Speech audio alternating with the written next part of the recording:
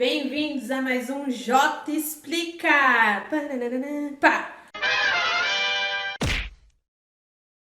Seguinte, moçada, vídeo de hoje vamos começar a falar sobre a Unesp. Já ouviram falar da Universidade Estadual Paulista, que tem como patrono Júlio de Mesquita Filho? Inclusive, vocês conhecem o Júlio de Mesquita Filho? Já ouviram falar? Sabe quem é? Por que é patrono da Unesp?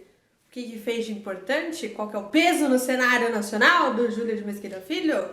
Se vocês não sabem, lição de casa, pesquisem quem foi Júlio de Mesquita Filho para entender por que ele é patrono da Unesp. Falar de Unesp, qual que é o ano de criação da Unesp, moçada? 1976. Surge a Universidade Estadual Paulista. Como que ela vai surgir, Jota? O que vai acontecer para essa universidade aparecer aí no nosso cenário, no nosso radar educacional? Bom, primeiro que ela vai rolar a partir de uma incorporação de diversos institutos isolados. E esses institutos, moçada, presta atenção, a maioria já funcionava ou começou a ser erguido, começou a ser construído no final da década de 50 para a virada da década de 60. Ou seja, por mais que a Unesp seja mais novinha, né, dessas três que a gente trabalhou, USP, Unicamp e Unesp, porque ela aparece no nosso radar a partir de 1976, os institutos que ela incorporou já existiam, tá? Já tinham uma história passada antes da sua criação enquanto Universidade Estadual Paulista. Então, é muito comum a gente pegar uma faculdade dentro da Unesp que foi incorporada e já tem uma tradição muito grande. Que as pessoas falam, nossa, mas tão recente, 76, e já tem esse alcance, já tem esse reconhecimento. Mas calma, é porque a trajetória não começa em 76. A incorporação e o nome Universidade Estadual Paulista, sim, isso começa em 76, tá bom? Beleza? Justamente por isso, por alguns institutos já existirem, a identidade da Unesp já estava formada, que era uma identidade com base em docência e em pesquisa. Por que em docência e em pesquisa? Porque, primeiramente, o que foi incorporado ali na Unesp, né? As faculdades de filosofia que funcionavam na formação dos novos professores para o ensino secundário no estado de São Paulo, então a característica da docência aparecendo. Segundo, a gente tem a Faculdade de Farmácia e Odontologia em Araraquara, que já funcionava desde 1923 e ali tinha o caráter da identidade de qual? Da pesquisa. Então, docência e pesquisa, ou ensino e pesquisa, já estavam presentes em anos anteriores de 76. Sabe o time que tá ganhando a gente no México? Pois bem, a Unesp abraçou essa identidade de ensino e pesquisa e agregou uma terceira coisa que virou o tripé da Unesp. Que quando a gente fala de Unesp, a gente tem que falar de ensino, docência, pesquisa e comunidade. Por que a gente tem que falar de comunidade? Quando a Unesp começa, principalmente ali nos anos 80, a gente tinha o quê? 14 campos e a sede na cidade de São Paulo, na capital paulista. E isso aí deu um choque entre os institutos isolados, porque foi vendido para eles a ideia de que, vocês estão isolados, vão fazer parte de uma universidade, a gente vai descentralizar esse poder, né, de decisão, esse reconhecimento vai ser distribuído e a gente vai crescer junto. Vamos lá! Um sobe, todos sobem, porque agora todo mundo é Unesp. Só que na prática, nos primeiros anos, como eu acabei de falar, nos anos 80, isso não rolou. Então a gente tem uma luta dentro da gestão da Unesp por expansão e democratização, né, do acesso ali dos poderes, da gestão. E funciona. Vamos pensar qual era o cenário que o Brasil está vivendo no final da década de 80, porque eles conseguem isso em 89, com a criação das pró-reitorias. No Brasil, a gente está vivendo a luta pelas diretas já.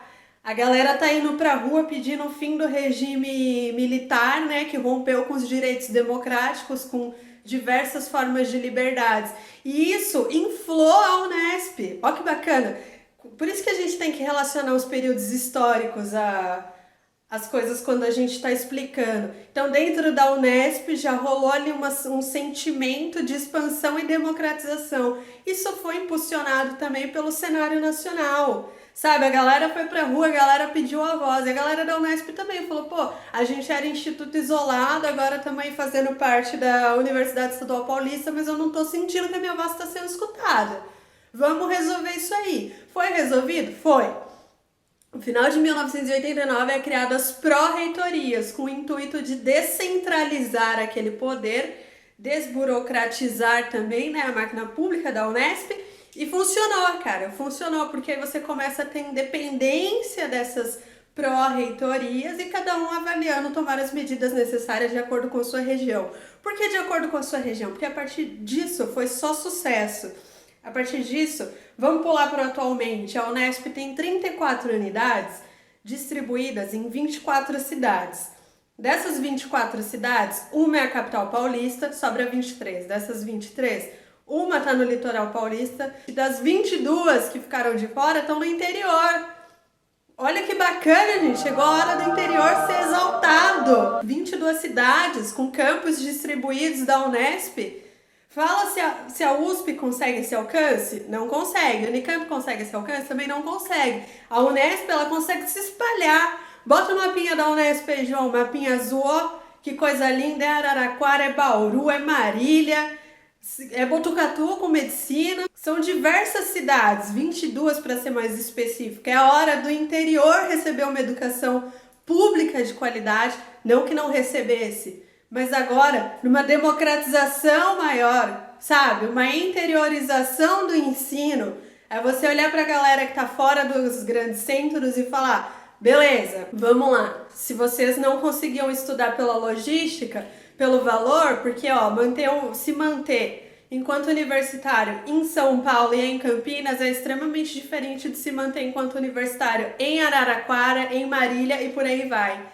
Então é um momento que o interior é exaltado! Ó, os humilhados foram exaltados. E assim, uma universidade que tem na sua veia, que tem na sua gênese a luta por expansão e democratização não vai ser diferente quando lidar com as questões dos alunos. São mais de 50 mil alunos, recebem bolsas de estudos, auxílio moradia, sem contar com a infinidade de restaurantes universitários, que vocês sabem, quando você está ali na universidade, você passa muito mais tempo dentro dela, às vezes é complicado você conciliar um trabalho. Então, é importantíssima a questão dos restaurantes universitários, uma comida de qualidade por um preço acessível, porque você já vai gastar com muita coisa. Então, se for gastar mais ainda para você se alimentar, complicado. Então, por isso que a comunidade chega aí como última característica do tripé da Unesp, né? Vamos lembrar? Ensino, porque já tem na sua veia, formação ali, a docência, ótimos professores, pesquisa. Porque quando você está em tantas cidades assim, o seu trabalho ele vai ser revertido para aquela cidade. Então você tem que aprofundar a pesquisa, E a pesquisa você vai linkar com a comunidade. Você, quando estiver estudando na Unesp, dificilmente vai sair de lá. Você vai fazer sua graduação, seu mestrado, seu doutorado. Porque vai ter essa veia voltada para lá, pesquisa. Você vai criar uma relação com seus professores que vai te proporcionar você desenvolver outros projetos. Porque é uma universidade que acolhe, tem esse caráter de acolhedora. Os próprios veteranos, a forma como eles lidam com os calouros é diferente quando você compara com a USP, com a Unicamp, mas eu não vou dar spoiler, porque eu acho que vocês vão para lá, ou vão pelo menos ficar aguçadinho na curiosidade, então vocês vão pesquisar mais sobre. Agora eu quero citar umas características do vestibular antes de eu dar tchau para vocês, porque vocês sabem, parte 1, o que a gente faz? Dá aqui o contexto histórico da universidade, fala um pouquinho por cima do vestibular, para na parte 2 a gente pegar a prova de fato. Característica do vestibular da Unesp. É mais apertadinho, primeira fase em novembro, segunda fase em dezembro, você respira e já sabe se passou ou não. Então assim, tem que se preparar. Não tem leitura obrigatória, mas não comemore, tá bom? Não é porque não tem leitura obrigatória que não vai ali te cobrar determinadas especificidades. Como ocorre na parte de língua portuguesa e literatura, eles cobram bastante prosa e poesia. Se você não é um aluno leitor, você não vai ter o hábito de, deixa eu dar uma lida nessa poesia aqui. Não vai acontecer, a gente sabe que isso é hábito, né? Isso é a constância, né? Quanto mais você estuda, mais você aprende, você lê, você conhece as formas de texto. Então, assim, não tem leitura obrigatória, mas não comemore. Não é porque não tem que significa que é mais fácil. E pelo contrário, tá? A Unesp ela tem uma particularidade que é questões específicas de sociologia e filosofia. A prova, assim, ó, para quem tem dificuldade em matemática, vai se sentir mais à vontade com a prova da Unesp, porque matemática vai representar aí 1/3 só da prova. Você vai ter 30 questões para cada área, e dentro das 30 questões de humanas você tem história, geografia, sociologia e filosofia. Dentro das 30 questões de linguagens e códigos você tem língua portuguesa, literatura, língua inglesa, educação física e arte. Então um aluno que tem facilidade em interpretação, ele vai se dar bem no vestibular da Unesp, mas não significa que é oba, uhul, vamos lá, vou passar, não. E outra coisa, sai a visão conteudista, né? Aquela versão de enciclopédia, de você ter que, sabe, nota de rodapé, sai isso e entra a visão completa e aprofundada dos temas, principalmente falando de sociologia e filosofia, tá? Porque nesses 2 cadernos da prova eles vêm com conceitos específicos dessas disciplinas, que se você não se aprofunda, se você não compreende, fica complicado você responder a questão lá na hora da prova, beleza? Retomando sobre a Unesp, ela é construída a partir da incorporação de diversos institutos isolados em 1976, tem como patrono Júlio de Mesquita Filho, que vocês vão dar uma pesquisada, lição de casa, para saber por que ele é tão importante, a ponto de ser patrono de uma faculdade, de uma universidade, e se tem relação com uma história de luta, de expansão, de democratização da Unesp, né? A gente já sabe que ela está presente em 34 unidades, compreendendo 24 cidades e 22 no interior. Alô, interior! Valorizem a Unesp! Ela gera muito emprego, ela gera muita renda, ela gera muito estudo. Valorizem! Considerem a Unesp, alunos do interior, beleza? O vestibular vai ter um caráter aí de uma visão completa e aprofundada, destacando questões específicas para sociologia e filosofia, coisa que não estava acontecendo nos vestibulares que a gente trabalhou até aqui. Ensino, pesquisa, comunidade, tripé da Unesp, que você, se for para lá, vai continuar seguindo a risca e aumentando o nome e o peso e a importância que a Unesp já tem, tá bom? Eu acho a Unesp maravilhosa, acho que todo aluno deveria olhar para ela com carinho e pensar nela. Porque você tem sim que levar essas coisas em conta quando você vai escolher uma universidade.